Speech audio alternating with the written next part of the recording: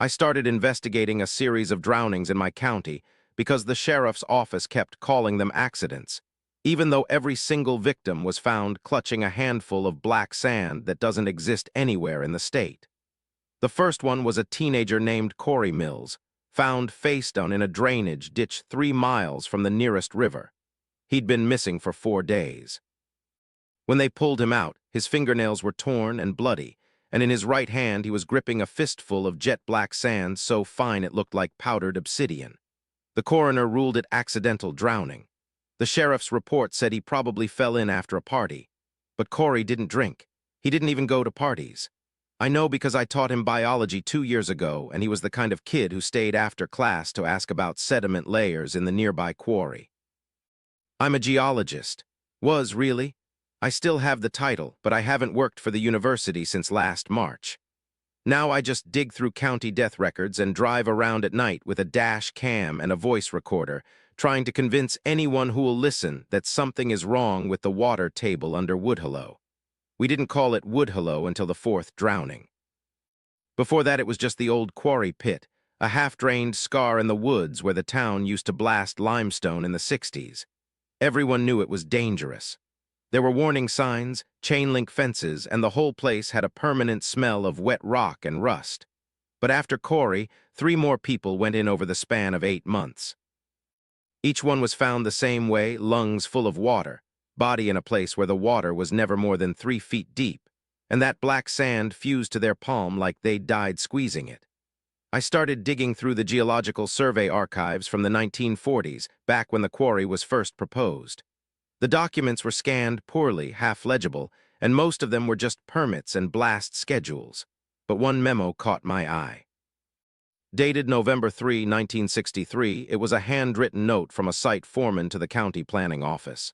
It said, and I'm paraphrasing, "We've hit a cavity at 43 feet. The water coming out is hot and black. Men are reporting headaches. Request immediate inspection." There was no inspection report on file. The quarry opened in 1965 and operated for 12 years before the company went bankrupt and abandoned the site. No one ever filled it in. I drove out to Woodhullo on a Tuesday night in October when the air had that cold bite that feels like it's coming from underground. I brought a shovel, a headlamp, a water quality test kit, and a plastic jar for samples. The quarry was exactly as I remembered it, a dark oval of water framed by high limestone walls, half-choked with cattails and sumac. The fence had been cut in 3 places. There were beer cans by the edge and a half-burned pallet someone had used for a fire. Kids came here. They always came here. I tested the water first. pH was normal. Dissolved oxygen was low but not alarming. No heavy metals, no petroleum. I was starting to think I'd wasted my time when I noticed the temperature reading. The water was 93 degrees Fahrenheit. Ambient air temperature was 48. That's not possible in a quarry that's been open to the air for 60 years, not without a geothermal heat source, and there are no thermal vents in this part of the state. I pulled out the geological chart I'd brought and looked at the bedrock formation under Woodhullo. Limestone over clay, over shale, over granite. Nothing that would produce heat. Nothing that would produce black sand either. I decided to take a sediment sample from the bottom. I stripped down to my shorts and waded in. The water was shockingly warm, like bath water, and it had a mineral taste in the air that coated the back of my throat. The bottom was soft and silty, but when I pushed my hand down through the muck, I hit something hard about 8 inches down. A flat surface, smooth as glass and hot enough that I jerked my hand back. I got out fast. My hand was red and throbbing. I sat on the bank and watched the water, and that's when I noticed the surface had gone completely still. No ripples, no wind. The water looked like polished jet, and I could see something moving under it, not a fish, not a turtle. It was a light, a faint golden glow that pulsed slowly, like a heartbeat, somewhere deep in the dark center of the quarry. I didn't sleep that night. I called the sheriff's office the next morning and told them what I'd found.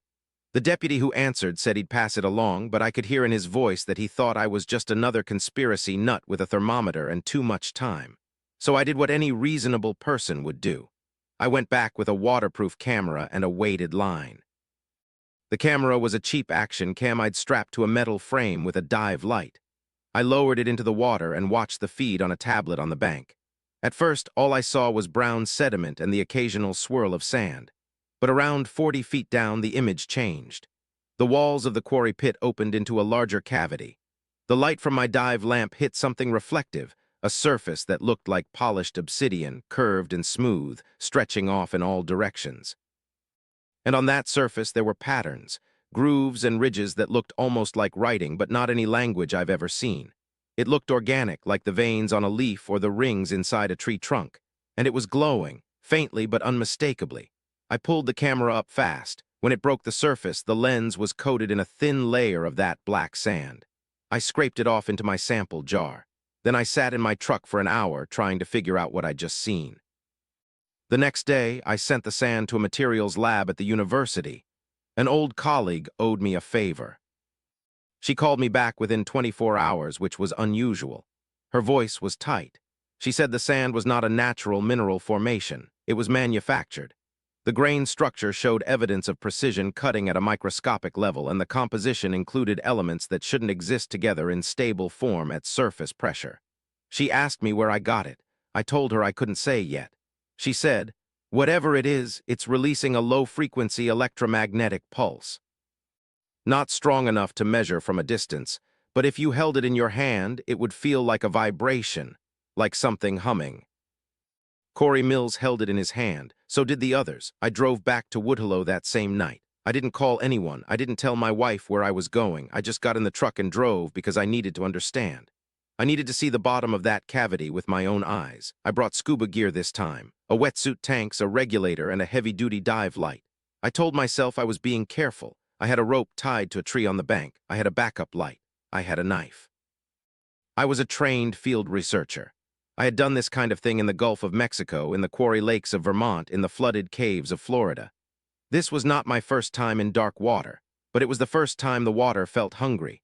I descended slowly, equalizing every few feet. The warmth pressed against me like a living thing.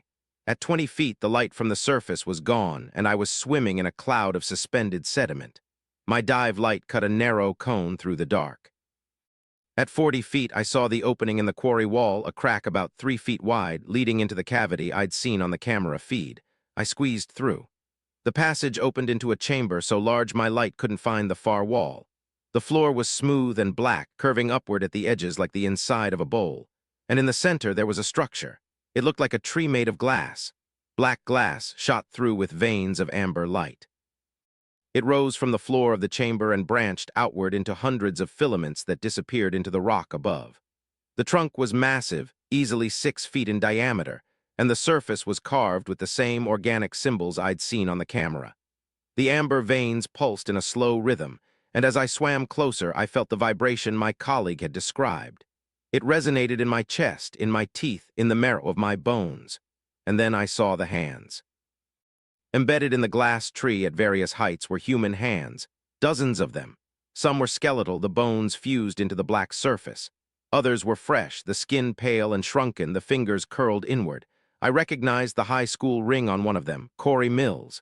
His hand was sealed in the glass up to the wrist, the fingers still clutching a handful of black sand. I started to back away. That's when I noticed the filaments. The thin, glassy branches that spread outward from the trunk weren't just decorative. They were moving. Slowly, imperceptibly, they were extending through the water, reaching toward me like the tendrils of a sea anemone, and the amber light was pulsing faster now, matching the hammering of my heart. I turned and swam for the crack. I made it through. I made it to the surface.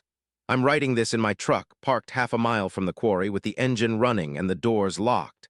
My diving gear is still in the back.